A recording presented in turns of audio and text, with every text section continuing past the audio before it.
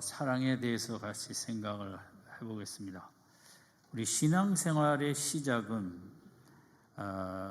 지난번에 생각한 에베소서 3장 17절에 보면 믿음으로 말미암아 그리스도께서 너희 마음에 계시게 하옵시고, 우리가 예수님을 구세주로 고백할 때 예수님이 우리 마음속에 들어오시는 것입니다.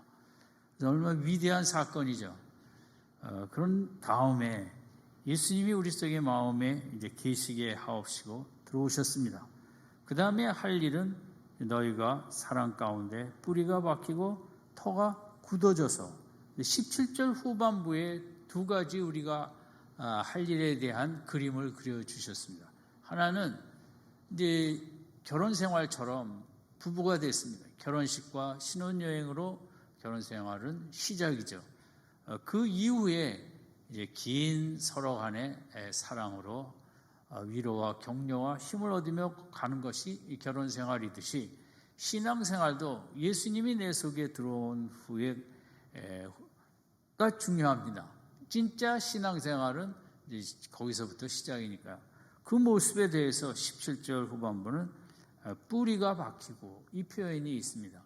신앙생활은 부부 결혼생활처럼 나무가 뿌리를 내리고 조금 내리다 끝이 아니라 비바람과 날씨와 폭염과 이 모든 것에 견디기 위해서 뿌리를 견고히 내리는 것입니다. 지역에 따라 뿌리를 어마어마하게 크게 내리고 그 밖으로 땅 바깥으로 나와서 담장이를 타고 넘어가는 뿌리도 있고, 세상에 그 나무의 뿌리처럼 대단한 모습도 없죠. 왜 그렇게 뿌리를 내리려고 애쓸까요? 생존이죠. 쓰러지지 않기 위해서죠. 견뎌내기 위해서죠. 그런데 팔레스타인 땅에 어떤 분이 이제 큰 야자수가 쓰러졌는데, 바람에, 그걸 보니까 뿌리가 길지는 않은데, 뿌리가 수천 개가 잔뿌리가 나와 있더라는 것입니다. 너무 놀란 거죠. 이 나무 하나를 지탱하는데 이렇게 많은 뿌리가 밑에서 이제 양분을 빨아들였구나. 그러니까 나무의 뿌리의 사명은 내가 척박한 땅이든 또 좋은 토양이든 쉬지 않고 양분을 빨아들여 위로 잎으로 열매로 이렇게 보내는 것이죠. 어떤 뿌리가 나 이제 졸업할게요 하고 쉬는 뿌리는 없는 것입니다. 나 그만큼 애썼으니 이제 이만할게요 하는 뿌리도 없는 것입니다. 우리가 결혼생활, 부부생활도 마찬가지죠. 우리가 너무 애를 쓰고 헌신도 하고 수고가 많습니다만은 이제 50이 돼서 너무 힘이 듭니다. 나 그만하겠습니다. 그럴 수는 없지 않습니까? 그렇게도 안 하기도 하고.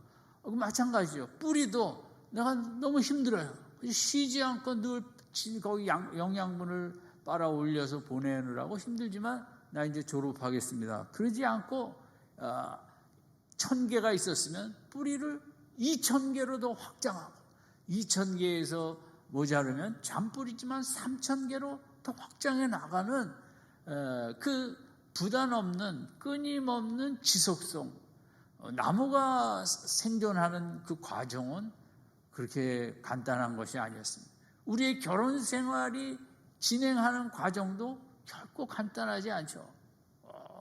뿌리처럼 한쪽이 섭섭할지라도 다른 한쪽은 끊임없이 그 뿌리를 내리면서 부부를, 가정생활을 세워가는 것처럼 신앙생활은 긴 과정입니다. 한번 큰 은혜를 체험해서 끝나는 것도 아니고, 예수를 내가 믿어서 하나님의 자녀가 돼서 그것으로 끝나는 것도 아니고, 신앙생활은 하나님과 나와의 부부생활처럼 긴 사랑의 여정이죠. 그것이 근데 나무처럼 방학 좀 쉬고 싶을 때도 있지만 우리는 그러기가 어려운 거죠. 나무들처럼. 또 하나 그 그림은 뭐냐면 터가 굳어져서, 이 표현은 마태복음 7장 마지막 산상수훈이 끝난 다음에 주님의 말씀을 잘 듣는 자는 반석 위에 집을 지어 비바람이 불고 창수가 나도 견고하게 서 있지만 모래 위에 지은 집은 이제 다 쓰러진다는데, 것처럼 집을 지을 때, 빌딩과 건물을 지을 때 터를 굳건하게 잘 세우는 게 반석이든 이제 콘크리트를 갖다 부어갖고 터를 견고하게 하는 이 모습은 두 가지. 바울은 신앙생활은 뿌리를 내리는 것과 같고 또 터를 견고하게 세워가는, 그럴수록 큰 빌딩을 세워갈 수 있으니까. 그래서 오늘 생각하는 것은 이제 우리가 이제 기독교 교회 다니는 목적, 믿음 생활을 하기 위해서라고들 하죠. 그렇지만 이제 어떻게 보면 더 넓은 의미로서는 하나님과 예수 그리스도와 사랑을 하기 위해서 믿음 생활을 한다고 보면 되겠습니다. 여러분, 사랑이 더 큰 파운데이션이 되는 거죠. 그래서 바울은 이제 예수님이 우리 속에 들어오신 다음에, 마음에 계신 다음에 우리가 그냥 가만히 있으면 되는 것이 아니라 이제 그 뿌리가 깊이 넓게 펼쳐지는 것처럼 신앙생활은 그만큼 우리도 애쓰면서 힘쓰면서 나가면서 예수 그리스도와 사랑을 하는 것으로 얘기하고 있는 것입니다. 그래서 오늘 본문이 강조하는 것은 어떻게 보면 지속성입니다. 사랑의 지속성. 어렵죠. 부부간이든 부모 자식이든. 그러나 그 지속성의 모습이 나무의 생전의 모습이고 우리 신앙생활도 마찬가지라는 거죠. 그래서 어떻게 해서든지 이제 18절, 19절에서 이제 우리 한번 18절 같이 읽을까요? 능히 모든 성도와 함께 지식에 넘치는 그리스도의 사랑을 알아. 이 알아라는 단어가 중요하고 그 19절에도 그 넓이와 길이와 높이와 깊이가 어떠함을 깨달아. 이것도 알아라는 동사인데 이 두 동사가 중요한 것은 이렇게 사랑의 긴 과정에서, 과정이 뭐냐? 그리스도의 사랑을 깨달았고 체험하고 가는 것, 그 과정이 이제 신앙생활이라는 것입니다. 그런데 이 알아, 깨달아라는 단어는 상당히 그 공격적인 단어입니다. 뭔가를 포획하고 꽉 붙잡고 놓지 않고 그리스도의 사랑을 알아. 내가 예수님 나를 사랑하시지 정도가 아니라 호흡할 때마다 주님의 사랑이 내 속에 밀려오는, 오늘 한날 한날의 삶이 사랑의 힘으로 살아가는, 여러분 아름다운 부부관계 뭡니까? 아내의 사랑을 먹고 남편이 힘있게 날마다 살아가고, 그 반대의 경우도 마찬가지예요. 자녀들도 부모의 사랑을 마음껏 빨아들이고 그걸 꽉 붙잡고 세상이 뭐라 그래도 우리 엄마는 날 믿어, 우리 아빠는 날 믿고 우리 엄마는 날 사랑해. 그러면 사랑에 꽉 붙잡는 아이들은 흔들리지 않습니다. 근데 엄마 아빠의 사랑에 대해서 이렇게 확신이 없으면 매사가 그렇죠. 저 수학 선생님이 날 좋아해, 사랑해. 그러면 수학을 열심히 하고 싶듯이 수학도 잘하듯이, 이런 이 사랑이라는 것은 우리 인생의 제일 큰 동기부여라고 그럴까요? 우리에게 제일 중요한, 보이지 아니하지만 재료라고 그럴까요? 파운데이션이라고도 할 수 있겠죠. 그래서 이 바울은 이제 우리 신앙생활은 이 사랑을 꽉 붙잡는 것이다. 아니야, 예수님 사랑하는 건 알지, 이 정도가 아니라 나는 순간순간 주님의 사랑을 먹고 산다. 우리 아이들이 사랑을 먹고 무럭무럭 잘 자라나듯이 마찬가지죠. 사랑을 먹은 남편이 힘있게 이 세상에 나가 감당하듯이, 남편의 사랑을 먹은 아내가 가정생활이든 무슨 생활이든 잘 감당하듯이, 인간에게 있어서 어떤 사랑을 받는다는 것, 사랑을 내가 느낀다는 것, 사랑을 내가 갖는다는 것은 우리 삶의 가장 중요한 요소가 아닐까 싶습니다. 그래서 신앙생활은 그 사랑을 체험하며 나아가는 것이죠. 어떻게 체험하느냐?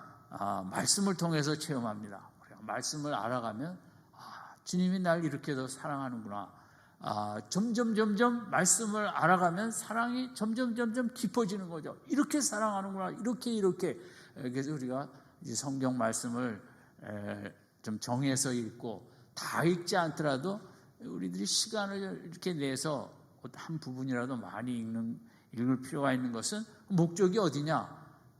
성경 말씀을 읽다 보면 주님이 우리 막 가슴 속에 사랑을 느끼고 체험하게 해주시기 때문인 것입니다.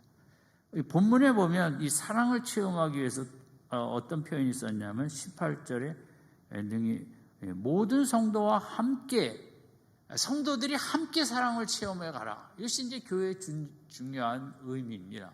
그러니까 교회라는 것이 여러 의미가 있지만 우리 큰 가족으로서 서로 부딪히면서 뭐 다 이쁘지 않고 다 밉지도 않고 그럴 때도 있죠. 그러나 이제 주님의 사랑을 알아갈수록 성도들끼리 더 서로를 사랑하고 알아가는 아름다운 모습들이 교회에서 일어납니다. 신학교는 사랑을 체험하는 것이 아니라 지식을 체험하는 거죠. 하나님에 대한 지식. 거기는 성적 따느라고 하나님의 사랑을 체험할 시간이 별로 없습니다. 교회는 뭐냐? 교회는 하나님에 대한 지식보다 하나님에 대한 사랑을 우리가 서로 주고받고 느끼며 체험하는 것입니다. 그래서 교회는 이렇게 그 공예배만 갖고는 안 되고 교회의 기능을 정말 반쪽도 수행하는 게 못 되고, 교회에서 중요한 것은 이 작은 그룹으로, 스몰 그룹으로 만나서 우리가 완벽한 사랑을 할 수는 없지만 그래도 같이 기도해주며 붙들어주며 위로 격려해주는 사랑을 느낄 수 있는 것은 교회 안에서도 스몰 그룹, 작은 모임을 통해서 이루어지는 것입니다. 뭐 아무리 설교를 기가 막히게 잘하는 목사님이 설교를 할지라도 예배에서는 사랑을 그렇게 많이 체험할 수가 없습니다. 예배에서는 하나님에 대한 지식이 들어오는 거죠. 물론 사랑도 따라 들어올 수도 있지만 그것을 내가 피부로 느낄 수 있는 것은 이렇게 작은 모임들을 통해서 사랑을 더 느끼는 거죠. 그래서 금년 한 해 이 부분에 부족함이 있었다면 새해에는 좀 결단을 하셨으면 좋겠습니다. 그래갖고 교회의 두 가지 기능, 지식도 있어야 되지만 하나님에 대한 사랑, 하나님에 대한 지식과 사랑의 균형이 있을 때 우리가 잘 자라나는 것이거든요. 그래서 두 부분에 대해서 교회의 두 기능은 무엇과 무엇이라고 그랬습니까? 금방 잊어버리셨어요. 어디 저하고 똑같은가? 저는 지식과 사랑이 다 필요해요. 인생은 제가 이번 주 그 시편에서 마음을 참 움직인 구절이 인간을 티끌로 돌아가라 그랬습니다. 흙으로 돌아가라 그랬거든요. 우리가 인간이 어디서 왔는가? 물론 부모님으로부터 왔지만 성경은 흙에서 왔다 그럽니다. 창세기 2장에. 우리는 티끌에서 왔습니다. 그래서 하나님은 인간을 티끌로 돌아가게 만들으셨습니다. 그런데 정말 어떤 사람들은 하나님이 창세전에 계획을 세우시고 예정하신 바 선택하여 티끌로 육신은 돌아가지만 우리의 영혼과 우리의 모습은 천국으로 돌아간다는 거죠. 우리는 시편은 티끌로 돌아가라 그랬습니다. 대통령을 하든 뭘 하든 모든 인생은 흙으로 돌아가게 지음을 받은 것입니다. 돌아가라고. 왜냐하면 본질이 흙이니까 흙으로 돌아가는 게 맞죠. 근데 어떤 분은 하나님이 택하셨어요. 구원하셔갖고 티끌로 돌아가는 것이 아니라 영원한 천국으로 돌아가라. 아멘. 그 인간입니다. 그러면 티끌로 돌아갈 존재가 이 땅에서 어떤 삶을 살아야 되느냐가 중요하죠. 그것이 오늘 본문 결론 부분의 19절 마지막이거든요. 하나님의 모든 충만하신 것으로 너에게 충만하게 하시기를 원하노라. 이 티끌의 과정 속에 하나님을 사랑하면 하나님으로 충만해지는 삶을 산다는 거죠. 한 번의 기회를 주셨습니다. 하나님께서 티끌이었는데 우리 영혼을 살려주시고 세상 물질, 권력, 욕심, 명예 이런 것으로만 충만하려 하지 말고 나로 한번 하나님으로 예수 그리스도로 충만한 삶을 한번 살아보라. 그런 이제 목적이 신앙의 최고의 목적이고, 우리가 이 땅에 살면서 오늘도 돈에 충만, 뭐에 충만, 충만할 게 너무 많습니다. 그냥 광고를 보면 다 채워야 될 것 같습니다. 그 욕망의 시대의 광고를 통해 욕망을 부추겨 네가 비어 있는데 충만하게 채우라고 세상 것으로 이제 그렇게 살기가 쉽죠.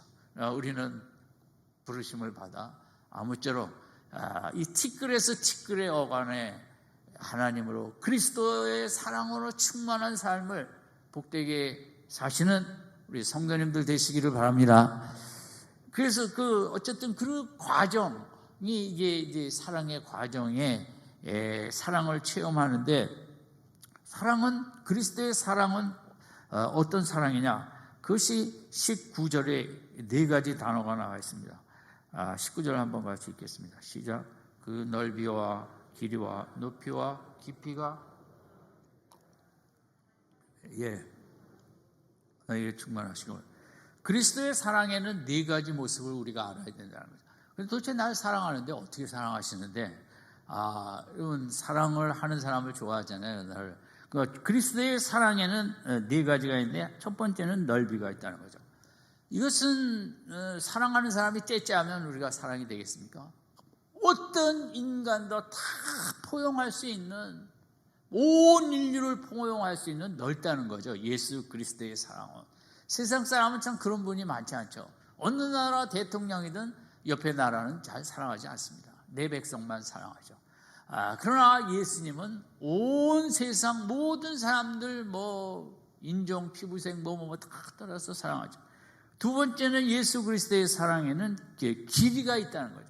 그래서 사랑을, 요즘 많은 그 사랑의 어려움, 요즘 젊은이들은 참 여러 가지 어려운데 그 데이트 폭력도 기사가 될 때 많지 않습니까? 있을 수 없는 일인데 그것이 다 사랑 부족으로 크다 보니까, 사랑을 할 줄 모르니까 사랑하는 사람에게 폭력을 휘두르겠죠. 어쨌든 사랑의 기간이 너무 짧다는 거죠. 요즘은 그것이 그분들의 요즘 세대의 문제라기보다 그만한 참 좋은 사랑을 받지 못했기 때문에 그렇기도 하죠. 좀 내가 안심하고 온 내 평생을 맡길 수 있는 사랑.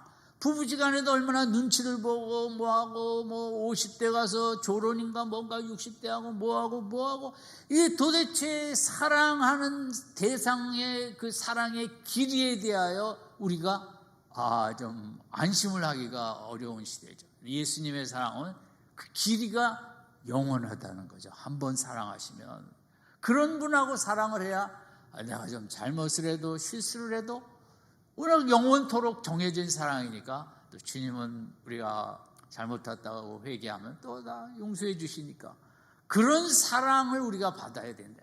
인간에게 필요한 사랑은 뭐냐? 조건적인 사랑. 그래갖고 좀 시시하면 안 하려고 그러고 헤어지자 그러고, 세상의 사랑은 너무 이 세상 사랑에 의지하기가 힘들다는 거죠. 부부 사랑도 부모 자식 사랑도 전부 조건적으로 가니까, 내 마음에 맞지 않으면 끊으려고 하니까 우리는 허하고 우리는 마음에 풍요를 느낄 수, 충만을 느낄 수 없는 거죠. 예수 그리스도만이 어떤 사랑, 잘못 앞에서도 탕자처럼 뭘 하든 그 사랑을 다 사랑으로 포용하는 그 사랑을 우리가 알아갈 때, 우리가 살아갈 때 흔들리지 않는 것입니다. 세 번째는 사랑의 높이를 알아야 된다. 이 높이라는 것은 나를 사랑하는 사람이 나를 얼마나 높여줄 수 있느냐, 이거 상당히 중요하거든요.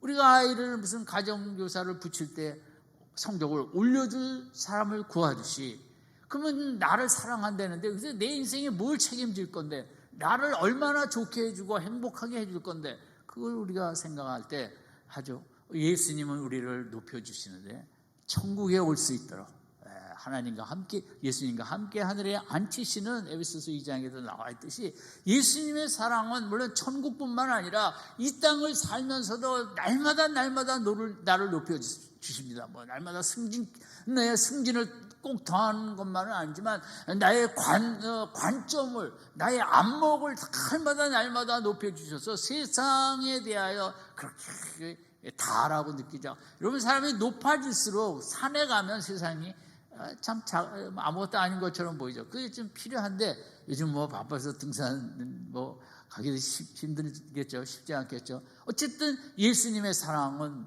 사랑의 높이가 있다. 나를 한없이 인간이 상상할 수 없는 높은 자리까지 높여주신다. 이게 예수님의 사랑이고, 네 번째는 사랑의 깊이가 있다는 거죠.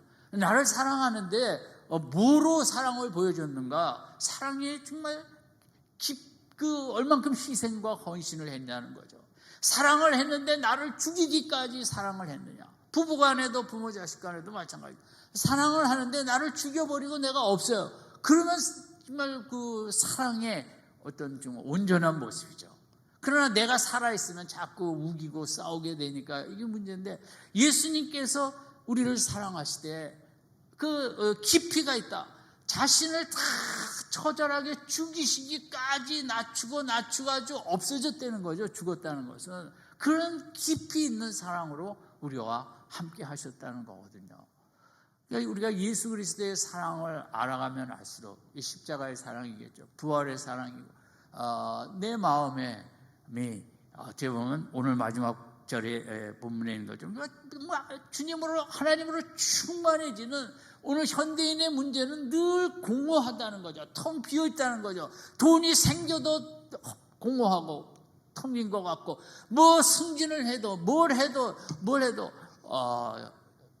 잠깐이고 그것이 오래가지 못하는데, 주님의 사랑은 한번 이제 외워봅시다. 조금 단어가 헷갈리지만, 첫 번째 뭐가 있다고 했어요? 넓이. 두 번째 길이. 세 번째 높이. 네 번째 대단하십니다. 연말에 시험 보겠습니다. 우리가 신앙생활을 하는 건 뭐냐? 담배 피지 마라, 술 마시지 마라, 이게 아니고 사랑을 먼저 체험하는 게 신앙생활이라는 거죠. 내가 왜 믿음을 갖는 것도 사랑하다 보면 믿음이 더 잘 생기는 거죠. 믿어야지 잘 안 믿어집니다. 사랑을 체험하다 보면 쉽게 더 믿음이 들어오죠. 그러면 신앙생활은 윤리와 도덕 수준이 아닌 것입니다. 이렇게 하라 저렇게 하라, 그거 뭐 이렇게 살아라 저렇게 살아라, 그것도 중요한데, 뭐 거룩해라, 그것도 중요한데, 그것은 주님의 사랑을 체험하지 않는 한 절대 안 됩니다. 순서가 바라야 됩니다. 내가 사랑을 체험하지 않는데 그 사람 뜻대로 살지 않습니다. 정말 사랑이 느껴지면 저 사람 뜻대로 내가 살아야지. 수학 선생님이 좋으면 내가 수학 열심히 하게 되는 것과 어떻게 보면 비슷한 면이 있는 거죠. 성경은 절대 순종이 먼저가 아닙니다. 성경의 어떤 말씀과 명령도 먼저 순종하라는 게 아니라 먼저 주님의 사랑을 체험하라가 먼저입니다. 사랑이 먼저고, 사랑이 되면 순종은 하지 말라 그래도 하게 되는 것입니다.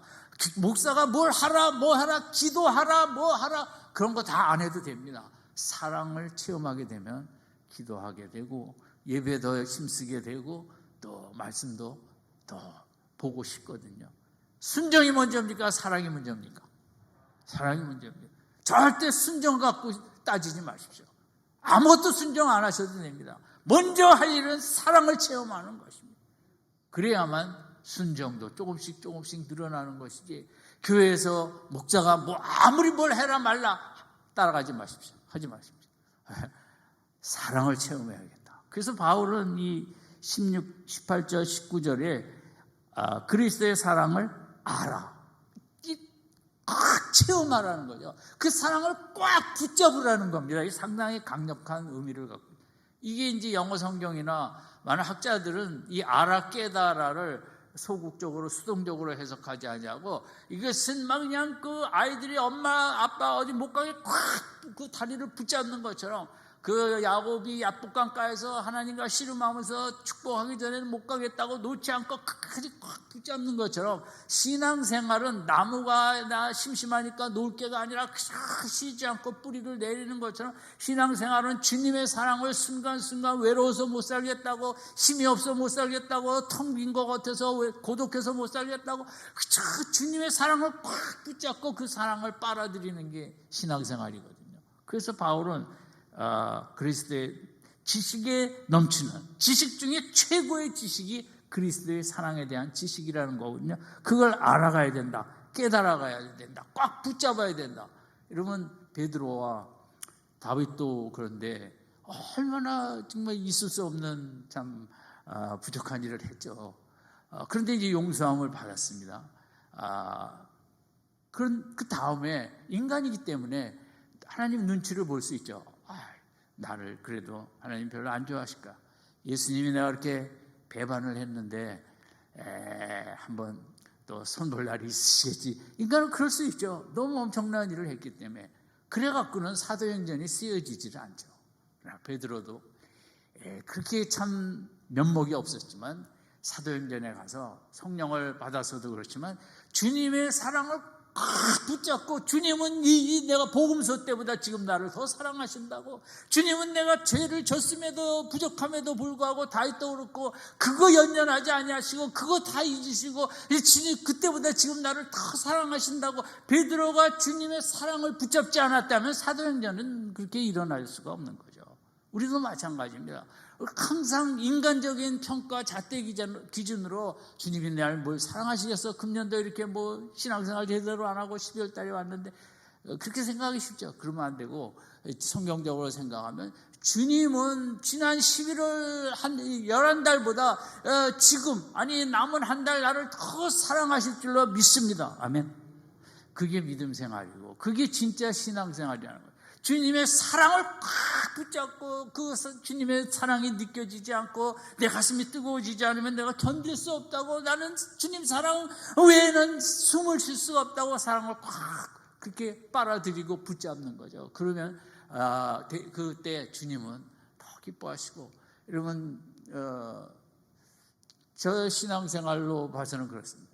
지금 10년 전 20년 전보다 지금 더 사랑하시고, 그게 참 신앙생활인 것 같아요. 날이 갈수록 그 사랑이 더 느껴지고 40대 50대 그때 못 느꼈던 사랑.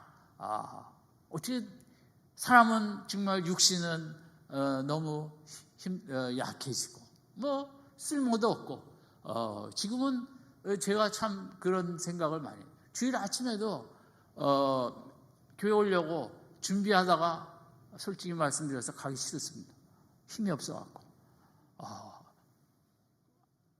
인간이 그렇게 약한 거예요. 그럼에도 이거 뭐 한 번 하는데 너무 힘든 거예요. 그래도 주님은 제 마음속에 이전보다 나를 더 사랑하시지. 이렇게 제대로 하지도 못하고 힘도 하나도 없어도 더 사랑하시지. 그 주님의 사랑을 우리가 의심하지 아니하고, 주님이 오늘도 천국에서 우리를 보고 기뻐하시는 것이 딱 한 가지예요. 주님이 날 사랑하신다는 그런 심령을 보시면 주님은 어찌할 줄 모르고 기이 여기시고 우리를 더 충만하게 채워주실 줄로 믿습니다. 베드로가 베드로 된 것은 똑똑해서가 아니고 제자여서 그랬던 것이 아니라 주님의 사랑을 붙잡았기 때문에 위대한 생을 살아간 것입니다. 아멘. 다른 거 없습니다. 여러분, 위대한 생이, 오늘 본문 마지막에 충만한 삶, 충만한 생을 사는 길은 돈과 권력과 직분과 뭐 신학교 나온다고 목사가 된다고 장로가 된다고 권사가 된다고 해서 되는 것이 아니라 예수님의 사랑을 체험하면 우리는 하루를 살아도 충만한 삶을 살게 되는 줄로 믿습니다. 우리가 주님 사랑 체험했다고 결코 자만하지 아니하고, 이 자만하는 그룹들이 있어요. 하나는 자기가 착하다고 생각하는 사람들이, 그 착한 사람들이 있죠. 전 없다고 보는데 세상은 착하다고 합니다. 착하다는 것은 포장입니다. 그것은 참는다 뿐이지 착한 사람은 없습니다. 다 죄덩어리입니다. 이런 루터의 그 계단을 잊어버리시면 안 돼요. 우리는 죄덩어리입니다. 약간 말 안 하고 가만히 있으면 또 그저 하라는 대로 하면 착하다고 평가를 합니다. 그 문제는 자기가 진짜 착하다고 여기고 자기 착한 성품을 의지합니다. 주님의 사랑을 먹으려고 그러지 않냐고. 그래서 저는 미안합니다. 미랄교회도 착한 사람 하나도 없다 이렇게 보고 자기 성품 절대 남들이 얘기하는 거에 쏙지 마시고, 이러면 바울처럼 나는 죄인 중에 죄수 덩어리라고, 나는 20m 고해성사하고 오다가도 또 제 고백해야 될 죄인이거든요. 그래야 예수 십자가의 사랑을 먹게 되는 거지. 내가 착하다고 그냥 가만히 있고 남들 다 착하다는데 내가 뭐 죄가 있고 뭐 회개할 것도 없고 내 힘으로 다 살 수 있다고, 그럼 주님의 사랑을 체험할 길이 없는 거죠. 저도 제 인생에 특별히 목회하면서 참 어려웠던 대상이 착한 목회자들입니다. 제가 많이 당했습니다. 그 착한 사람 제일 싫어합니다. 제가 겉으로 아니라 악발이 더 좋습니다. 처음부터 경계를 하고 관계가 있는데 이 착하다는 거 교회 안에서도 절대 누가 나를 보고 착하다 그러면 사탄아 물러가라 이렇게 내쫓아요. 나는 죄인이다. 내가 어디 착하냐? 눈이 뼈냐? 이렇게 되죠. 또 하나는 내가 믿음의 가정에서 잘 자라났다고 내가 뭐 다 안다고 나는 하나님이 사랑을 다 안다고 이런 또 교만들이 있습니다. 이것도 있을 수 우리가 정말 조심해야죠. 내가 또 직분이 있으면 하나님의 사랑 다 체험한 것처럼 또 입으로 들어보면 말도 잘하니까요. 그거 너무 그렇게 하면 안 돼요. 직분하고 아무 상관이 없습니다. 하나님 사랑 체험하는 거. 여러분이 아시잖아요. 딱 옆에 가면 교회에서도 사랑 많이 체험한 분 옆에 가면 사랑이 흘러오고 사랑을 체험하지 못한 분 옆에 가면 쌀쌀한 냉기밖에 안 오는 거는 교회 안에서도 마찬가지거든요. 여러분 교회 문제 중에 하나가 사랑을 충분히 체험하지 못한 채 봉사하는 거죠. 성가대하고 교사하고 뭐하고 그런 분들은 되게 말이 많아요. 사랑을 많이 체험한 분들은 이렇게 말이 많지 않아도 이렇게 견고하고 심지가 그러는데 사랑을 체험하지 않은 분들은 말들이 많은 거죠. 왜냐하면 자기 원하는 평가 안 해주고 칭찬 안 해주고 뭐 해주고 우리가 몇 가지 이렇게 내가 믿음의 집에서 자랐다고 목사 집에서 자랐다고 하나님의 사랑을 체험하고 아는 것처럼 대개 목회자 자녀들이 그래서 잘못되는 경우도 많이 있는 거예요. 여러분 이번 주 오은영 교수 상담에 홍석천 씨가 나왔습니다. 동성애 유명한 분이죠. 그분은 모태신앙이라고 그랬어요. 우리 믿음의 집에서 자랐다고 얼마나 우리가 더 기도해야 되는가. 더 부모가 사랑을 많이 체험하고 다 사랑이 충만히 전달되지 아니하면 우리 자녀들이 흔들리지 않을 수밖에 없는 거거든요. 제가 읽은 글 중에 이번 주에 이런 글도 있었습니다. 되게 회사에 가면 그 경영인이 쓴 글인 것 같은데 사원들에게 고객을 감동시켜라. 그래야 된다. 그래야 뭐 영업도 잘 되고 세일즈 이거저거 다 될 거 아닙니까? 그러면 이제 고객을 감동시켜야 물건도 잘 팔리고 회사 수익도 늘어나고 올 때 그러면 고객이 감동시키기 위해서 먼저 누가 감동을 받아야 되냐면 일하는 일꾼이 감동을 받아야죠. 내가 감동이 안 되는데 그 물건 사러 온 사람에게 친절하게 되겠습니까? 잘 안 되죠. 사랑스럽게 물건을 사든 안 사든 아이고 날씨가 추운데 코로나가 세졌대는데 뭐 하면서 그 감동을 줄 때 이번엔 안 사도 다음엔 사는 거죠. 제일 중요한 것은 내가 감동이 안 됐는데 어떻게 고객에게 커피 마시러 온 분에게 누구에게 감동을 시킬 수 있겠냐고요. 그럼 내가 감동을 받는 길은 뭐냐? 그러려면 뭐 보너스를 더 주면 감동하겠죠, 그죠? 월급을 올려주면 승진시켜주면 감동하겠지만 그건 좀 며칠 가다가 말이죠. 그렇지만 우리가 크리스찬 우리는 이제 하나님의 사랑을 받으면 내 마음에 감동이 이끌어 여러분이 어딜 가든 직장을 가든 뭐 영업을 하든 세일즈를 하든 판매를 하든 뭐 가게를 가든 어딜 가든 여러분이 하나님의 사랑으로 충만한 오늘 본문 마지막에 충만한 그런 은혜가 있다면 여러분은 누구를 만나도 이 한 주간 상대방을 감동케 하는 일들을 하게 될 줄로 믿습니다. 이게 우리의 사명입니다. 세상은 저 남들 욕하는 것밖에 없고 요즘 대통령 선거한다고 맨 비난 싸움밖에 하는 게 없습니다. 우리가 할 일은 상대방에게 감동을 주는 그 사람들은 그 사람들이고 우리는 영적인 대통령으로서 이 세상을 아름답게 감동의 사회로 만들어가기 위해 먼저 우리는 돈을 받은 건 없지만 오히려 교회에서 헌금 낸 것밖에 없죠. 받은 것도 없죠. 그러나 그게 끝이 아니고 여러분이 그리스도의 사랑을 알려고 몸부림칠 때 사랑으로 충만해져서 여러분 가는 곳마다 다른 사람들에게 그렇게 귀한 영향력을 맺고 아름다운 사회를 만들어가는 이런 귀한 삶을 살게 되는 거죠. 아무쪼록 여러분 주님의 사랑을 나무의 뿌리처럼 힘써 빨아 당깁시다. 아멘. 내가 당겨야죠.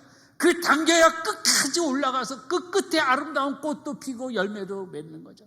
내가 그것을 당겨야 사랑을 끌어당겨야 나도 감동이 되고 남편도 살리고 자식도 살리고 다 살릴 수 있는 거죠. 아무쪼록 사랑의 부부생활도 긴 사랑의 과정이고 신앙생활도 주님과 나와의 긴 사랑의 과정인데 우리가 힘써 함으로써 나도 살고 충만하고 남들도 충만하게 하는 복되고 복된 귀한 믿음 생활 되시기를 주님의 이름으로 축원드립니다. 아멘. 기도하겠습니다. 하나님 아버지, 오늘 본문에서 바울이 말한 그런 귀한 사랑을 쟁취하는, 내가 충만케 되어지고 남들도 충만케 할 수 있는 이런 믿음 생활할 수 있도록 붙잡아 주시고 축복하여 주시옵소서. 예수님의 이름으로 기도드립니다. 아멘.